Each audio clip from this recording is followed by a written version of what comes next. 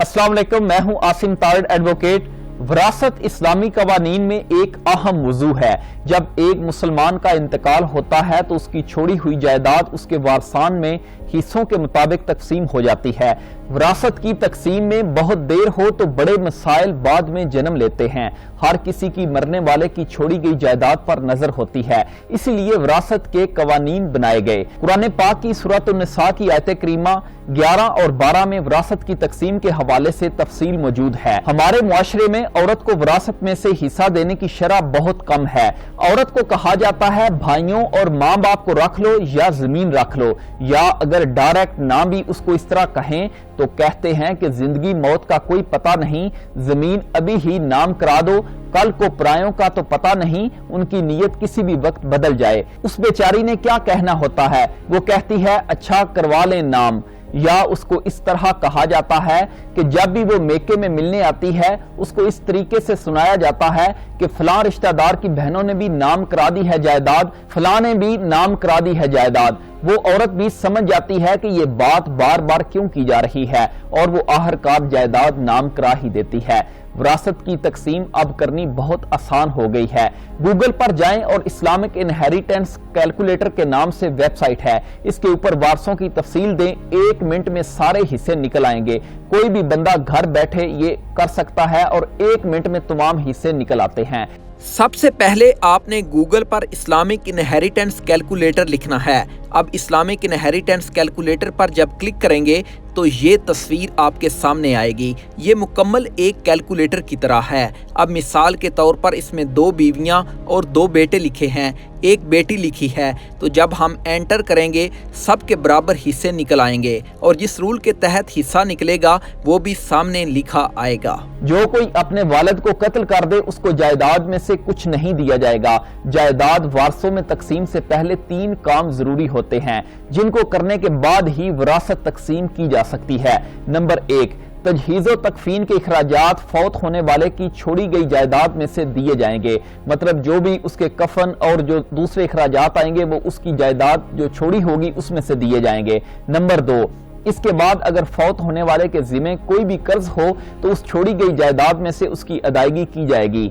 Number 3, फौत होने वाले ने अगर कोई वसीयत की हो तो पहले उस पर अमल किया जाए। यहाँ पर अहम बात कि मरने वाला सिर्फ 1/3 हिस्सा ही वसीयत कर सकता है। अगर ज्यादा हिस्सा वसीयत में कर जाए तो फिर बाकी वारिस कबूल कर लें तो ठीक, वरना वो 1/3 ही रहता है। ये जो बातें बताई हैं इन पर अमल करने के बाद जो बाकी जायदाद बचे उसको वारसान में उनके शरई हिस्सों के मुताबिक तकसीम कर दिया जाता है। 3 चीजें बड़ी अहम हैं। जिसका माल हो वो बंदा फौत हो चुका हो। नंबर 2, उसकी छोड़ी जायदाद मौजूद हो। अगर जायदाद मौजूद होगी तो उसको तकसीम किया जा सकता है और जिनको जायदाद तकसीम होनी है वो जिंदा हूं। अगर वो जिंदा नहीं तो वो वारिस नहीं। विरासत में हिस्से का हिसाब फौत होने वाले बंदे का जिस वारिस के साथ जो रिश्ता होगा उस हिसाब से विरासत तकसीम होगी। अगर फौत होने वाला हनफी था तो हनफी कानून के तहत उसकी विरासत के हिस्से बनाए जाएंगे। अगर वो हम्बली है या मालकी है या शाफी है तो उनके अहकामात के मुताबिक हिस्से तकसीम किए जाएंगे। अगर फौत होने वाला शिया था तो विरासत शिया कानून के मुताबिक तकसीम होगी। आम हालात में जायदाद की तकसीम का जो तरीका होता है, सबसे पहले ज़वील फरूज अपना हिस्सा पाते हैं। ये रिश्तेदार वो हैं जो विरासत में मुकर्ररा हिस्सा लेते हैं या जिनके हिस्से शराय मुहम्मदी सल्लल्लाहु अलैहि वसल्लम में मुकर्रर शुदा हैं। नंबर 2, ज़वील फरूज के बाद जो कुछ बचता है वो असबात में तकसीम होता है, अगरचे उनके हिस्से मुकर्रर शुदा नहीं होते। नंबर 3, अगर ज़वील फरूज और असबात मौजूद ही ना हों तो छोड़ी गई जायदाद तीसरे दर्जे के रिश्तेदारों में तकसीम होती है जिन्हें ज़वील अरहाम कहा जाता है। आम हालात में जो रिश्तेदारान फौत होने वाले के वारसान करार पाते हैं, ऐसे रिश्तेदार और उनके हिस्से की तफसील इस तरह है। बाप जिंदा है तो उसको छोड़ी गई जायदाद का 1/6 हिस्सा मिलेगा। अब अगर वालदा है तो 1/6 हिस्सा फौत होने वाले की वालदा के हिस्से में आएगा। बेवा जो फौत होने वाले की बीवी है उसको 1/8 हिस्सा मिलेगा। कई लोगों की बीवियां ज्यादा होती हैं, उस सूरत में 8वां हिस्सा उन पर बराबर में तकसीम होगा। ये हिस्से निकाल कर अब बकिया जायदाद औलाद की तरफ चली जाएगी। فوت ہونے والے کے بیٹے کو 2 حصے ملیں گے اور بیٹی کو 1 حصہ ملے گا۔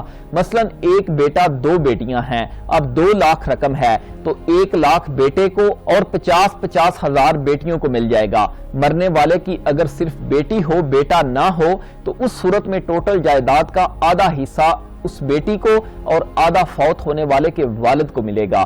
اگر بیٹیاں زیادہ ہیں تو 2 حصے بیٹیوں کو اور 1 حصہ مرنے والے کے والد کو ملے گا۔ اگر بیوی کی وفات ہو جائے تو اس صورت میں اگر اس کے نام کوئی جائیداد ہے، اس کا چوتھا حصہ اس کے خاوند کو ملے گا۔ اگر فوت شدہ عورت کے بچے نہیں تو اس صورت میں اس کے خاوند کو جائیداد میں آدھا حصہ ملے گا اور بقیہ آدھا حصہ مرنے والی عورت کے ماں باپ کے نام ہو جائے گا۔ اسی طرح اب اگر عورت کا خاوند فوت ہو جائے تو عورت کا حصہ 1/8 ہوگا، اگر بچے نہ ہوں تو 1/4 ملے گا۔ اسی طرح اگر خاوند بیوی کو طلاق دے اور بیوی ابھی عدت میں ہے اور اس کے سابقہ خاوند کی وفات ہو جائے تو اس کو 1/8 حصہ ملے گا، اگر بچے نہ ہوں تو 1/4 ملے گا۔ جو بندہ فوت ہو اگر اس کا باپ زندہ ہو تو اس کی چھوڑی گئی جائیداد میں سے دادا کا حصہ نہیں ہوتا۔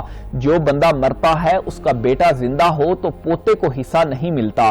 قریبی رشتہ دور کے حق کو ختم کرتا ہے۔ یہاں پر ایک اور اہم بات، مثال کے طور پر ایک بندے کی وفات ہو جاتی ہے، اس کا والد اس سے پہلے فوت ہو گیا ہو تو اس صورت میں اگر دادا زندہ ہو تو جائیداد اس کو ملے گی۔ مسلم لا فیملی آرڈیننس کے سیکشن 4 کے مطابق پوتا ہو اور اس کا باپ فوت ہو گیا ہو تو دادا کی وراثت میں سے ڈائریکٹ پوتے کو بھی حصہ ملے گا۔ اگر بندہ فوت ہو جائے اور وہ سرکاری ملازم ہو، اب جو اس کی پینشن آئے گی وہ بھی باقی جائیداد کی طرح تقسیم ہوگی۔ بیوہ کو 1/8 اور باقی حصے اسی طرح تقسیم ہوں گے۔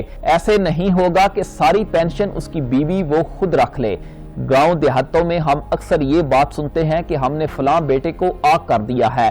اس طرح کی قانون میں کوئی بات نہیں، وہ چھوڑی گئی وراثت کا برابر کا حصہ دار ہوگا۔ حقیقی بہن فوت ہونے والے کی چھوڑی گئی جائیداد میں سے 1/3 حصہ کی وارث ٹھہرے گی۔ بیٹا واحد وارث ہونے کی صورت میں چھوڑی گئی جائیداد کا اکیلا وارث ہوگا۔ پوتی چھوڑی گئی جائیداد کا 1/2 حصے کی حقدار ٹھہرتی ہے۔